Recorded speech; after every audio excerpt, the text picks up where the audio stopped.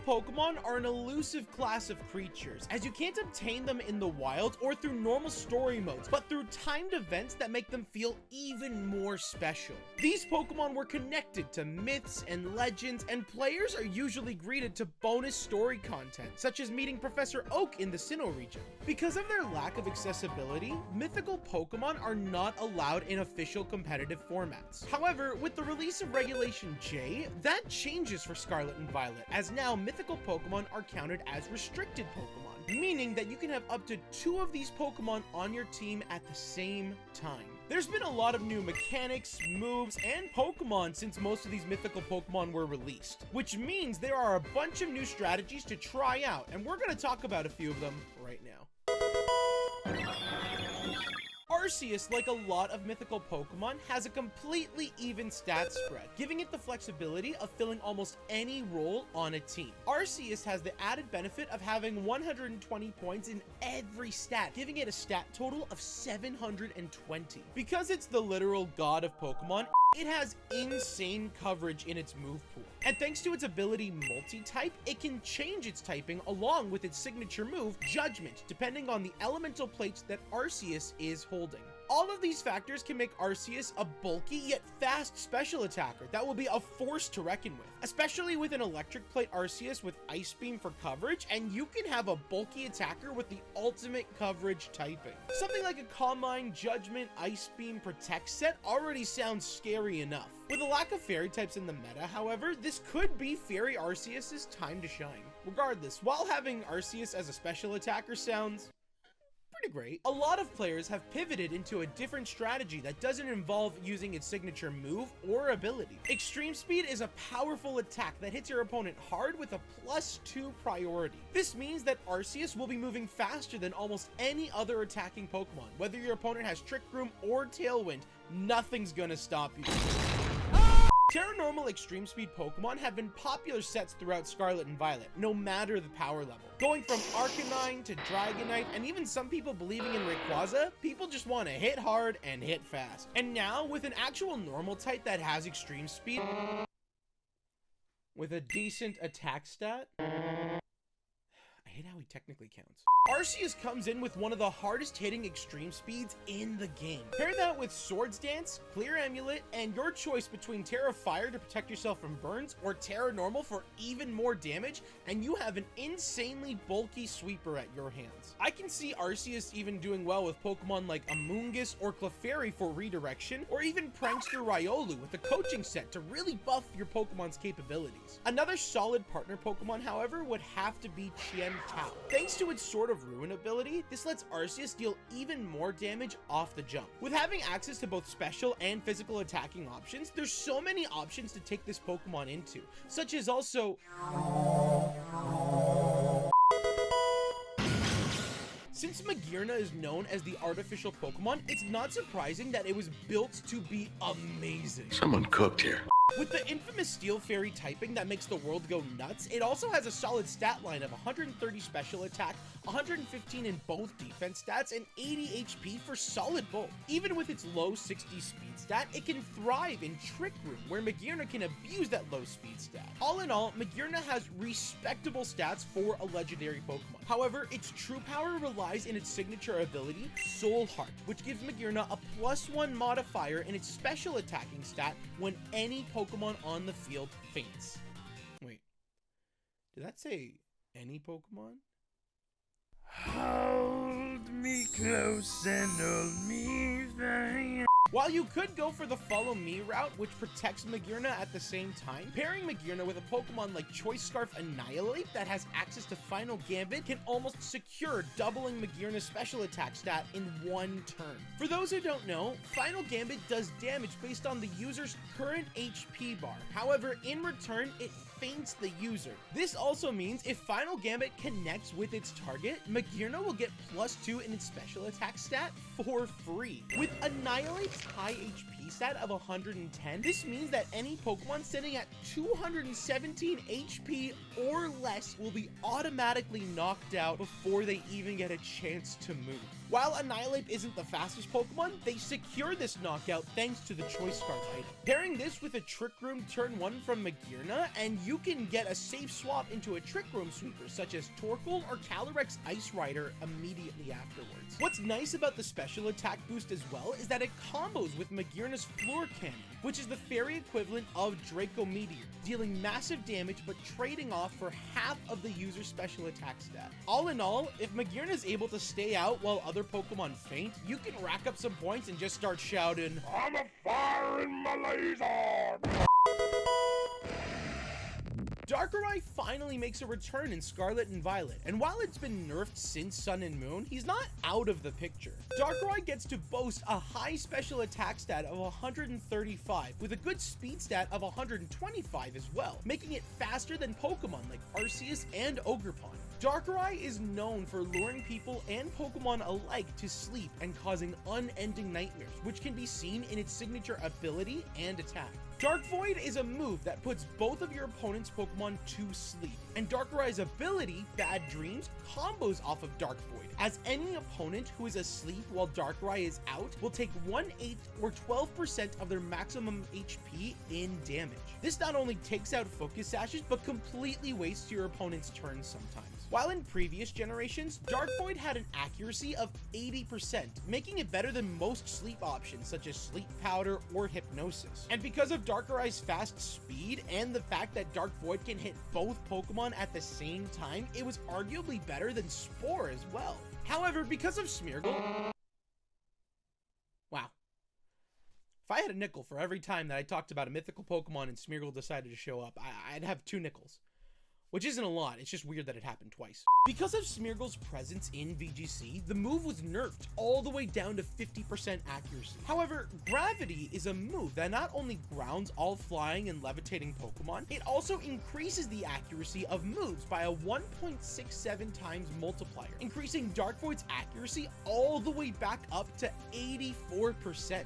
With this, you can go back to stunning your opponents before they have an opportunity to react. Personally, I like Darkrai paired with Groudon and Sandy Shocks, since Groudon can also abuse Gravity's accuracy buff for Precipice Blades and can answer Miraidons that would counter our sleeping strategy, since Electric Terrain prevents any Pokemon from falling asleep. And a max speed Sandy Shocks can spam Electro Web for speed control, while getting its own speed boost in the sun thanks to Photosynthesis. However, other solid options include Sableye for Prankster priority, Iron Crown, which with an Indeedee can make you immune to priority attacks and set up a size spam mode on your team, or the most popular option, Calyrex Shadow Rider, as it's incredibly fast and partners well with Darkrai versus mirror matches, since Darkrai can resist Calyrex's stab attacks while one-shotting Calyrex perfectly. Popular movesets are going to include Dark Pulse, Dark Void, and Protect, but the final move slot is going to be up to you.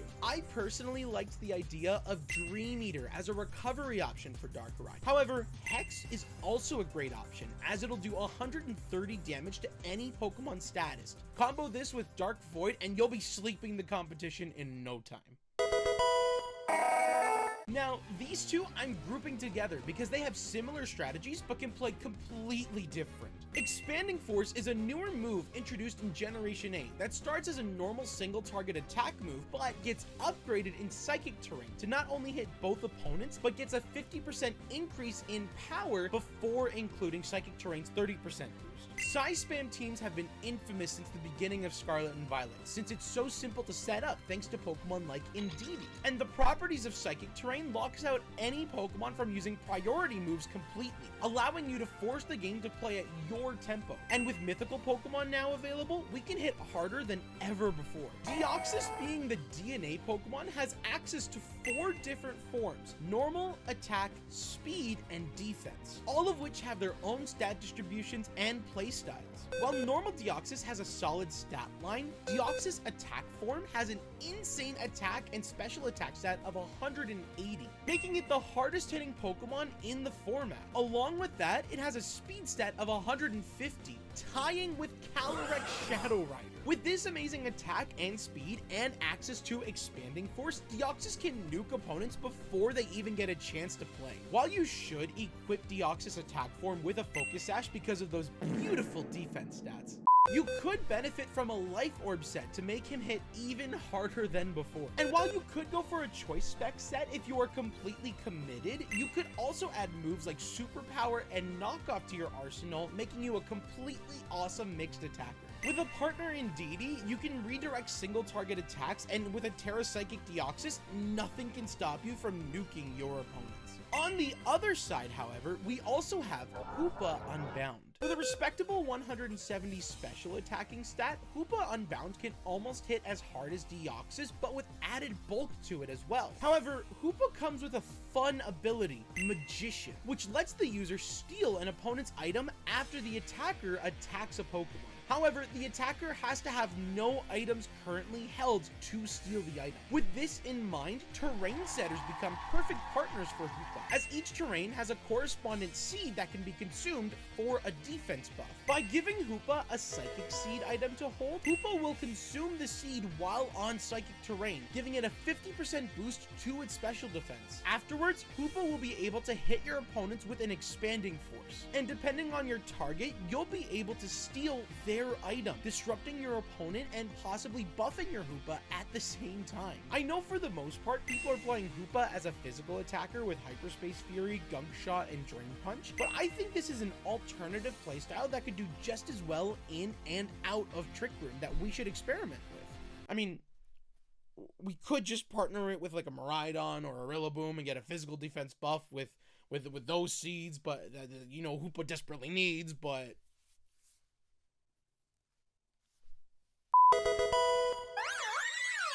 Diancie is known for being the gem Pokemon, and what a gem it can be. With both of its defense stats sitting at 150 and both of its attack stats sitting at 100, it's a bulky but adaptable Pokemon. Sure, it has a low speed stat of 50, but that synergizes well with Trick Room, which I just realized I never really explained this whole time.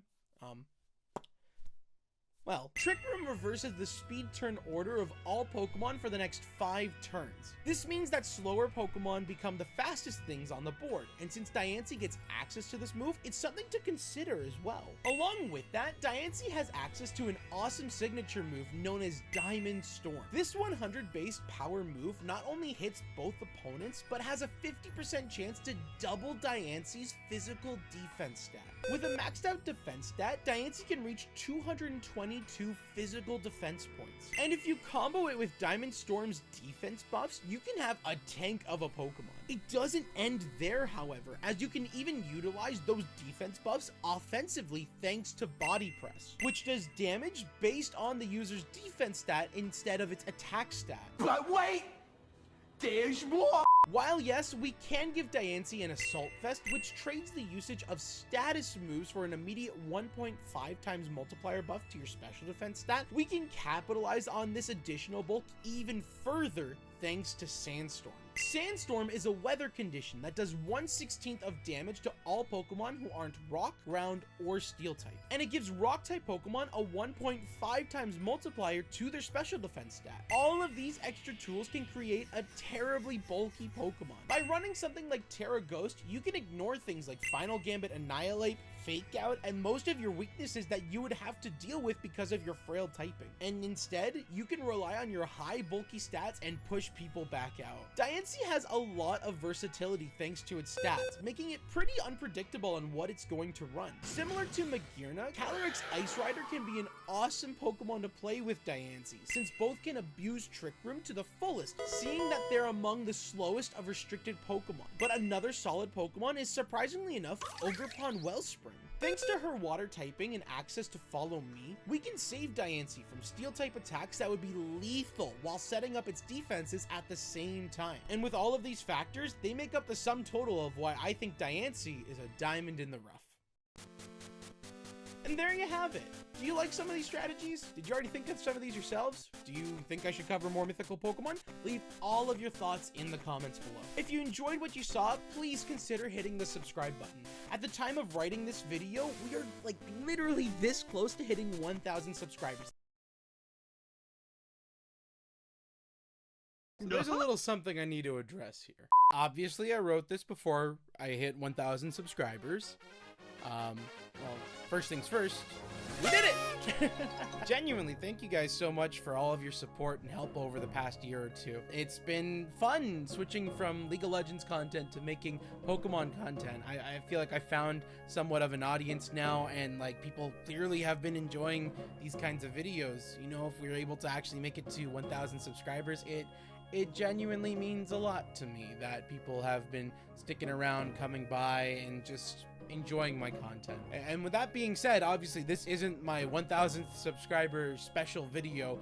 For that, I don't know what I want to do with that. I know I jokingly said, or I wasn't even jokingly, I was being serious, 1,000 subscriber cosplay stream for Cynthia.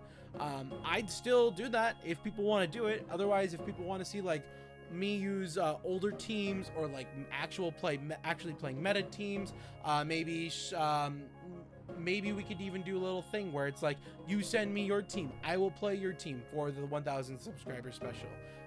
I am open to suggestions. Whatever you guys want to do, please feel free, leave it in the comments. But regardless of what happens, genuinely thank you all so much for making it to the end of this video. Please, if you want to also find me on other socials, feel free to follow me on Twitch and join the Discord. You'll be able to meet with other Pokemon content creators, and also hang out with me sometimes, and just be able to connect with other people and myself. And yeah, you get to become a Sandshrew.